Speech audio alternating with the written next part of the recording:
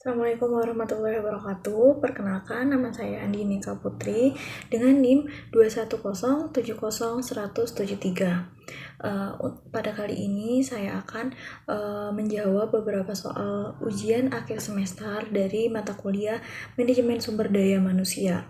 Untuk soal pertama, yaitu salah satu metode asesmen yang digunakan dalam teknik simulasi adalah Leaderless Group Discussion atau LGD. Jelaskan bagaimana proses simulasi LGD dan penilaian atau hasil observasi LGD disertai contoh aspek-aspek yang dinilai. Untuk LGD, konsepnya kandidat ditempatkan dalam situasi simulasi di mana mereka harus bekerja sama untuk menyelesaikan suatu permasalahan, suatu tugas tertentu tanpa adanya pemimpin dalam forum tersebut. Untuk prosesnya, yang pertama, kandidat dikelompokkan menjadi beberapa kelompok atau forum yang terdiri sekitar 6-8 orang. Dan di sana ada beberapa penilai yang akan menilai mereka di belakang forum mereka, di belakang diskusi mereka, kelompok mereka. Nah, untuk instruktur itu untuk berasal dari salah satu penilai atau moderator. Instruktur tersebut yang akan membimbing, yang akan memberikan instruksi kepada para kandidat mengenai forum tersebut. Terus dan akan memberikan sebuah kasus. Nah, untuk pertama, kandidat akan menganalisis tugas atau sebuah kasus yang diberikan oleh instruktur. Kemudian setelah mereka menganalisis, akhirnya mereka dibuka untuk mendiskusikan. Adapun aspek-aspeknya itu, yang pertama ada problem analisis. Problem analisis yaitu bagaimana para kandidat itu paham atas sebuah kasus atau permasalahan yang diberikan. Dan yang kedua ada problem solving. Problem solving merupakan bagaimana kandidat itu kandidat tuh dapat memecahkan sebuah permasalahan yang sedang didiskusikan tersebut. Dan yang ketiga itu ada planning and organization. Itu bagaimana kandidat membuat sebuah rencana lain dan menerapkannya dalam memecahkan dalam topik tersebut. Yang keempat itu ada inisiatif. Inisiatif itu bagaimana kandidat memberikan masukan kepada para kandidat lain untuk merencanakan sesuatu.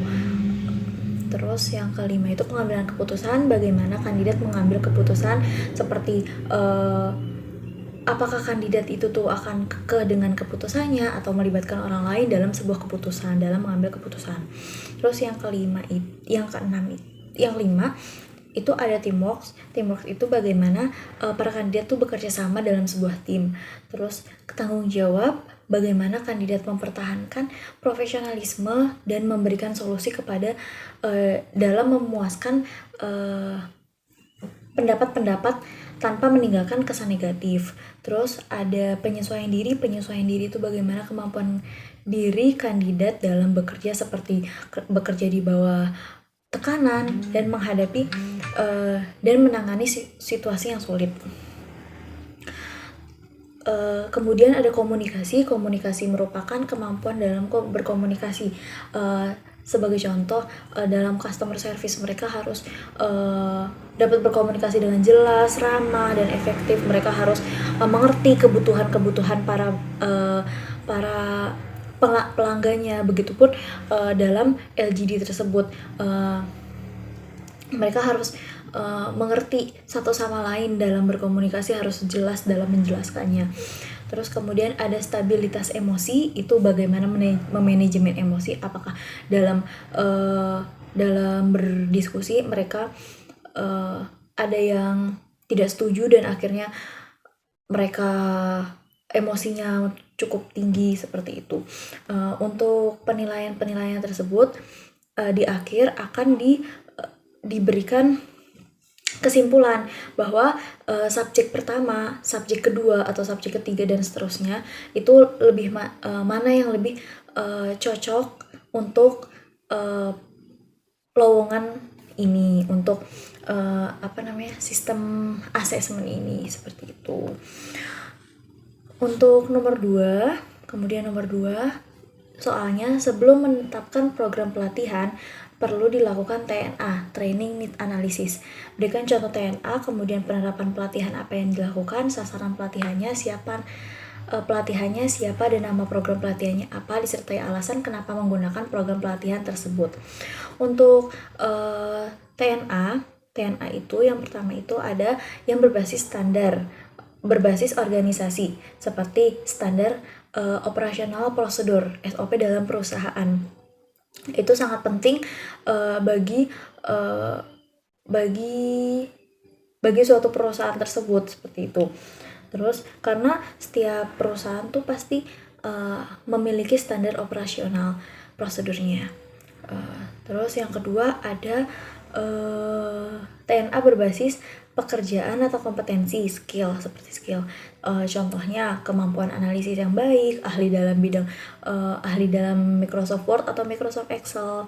Terus kemudian ada juga memiliki kemampuan dalam berkomunikasi dan bertanggung jawab, seperti itu. Dan untuk yang ketiga itu TNA berbasis individu. Itu seperti kemampuan dari individu tersebut dalam memanage emosi, seperti itu. Untuk pelatihannya itu sebagai contoh ini nama pelatihannya itu pengembangan kemampuan manajemen emosi dan kemampuan membangun kerjasama. Di sana itu ada dengan 2 pemateri, yang dimana satu pemateri itu ada 40 menit dan 20 menit untuk Q&A, sesi tanya jawab, seperti itu.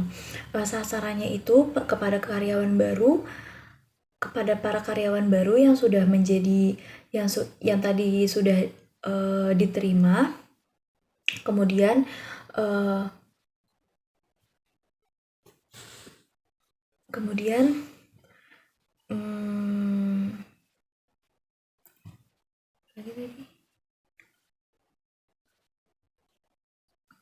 nama program tersebut yaitu pelatihan kemampuan pada customer service perusahaan tersebut, seperti itu.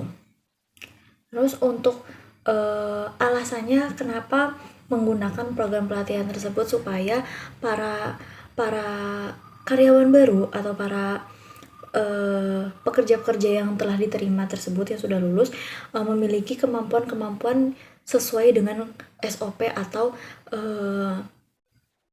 TNA dari perusahaan tersebut, seperti itu. Mungkin cukup sekian dari saya, kurang lebihnya saya mohon maaf. Terima kasih. Wassalamualaikum warahmatullahi wabarakatuh.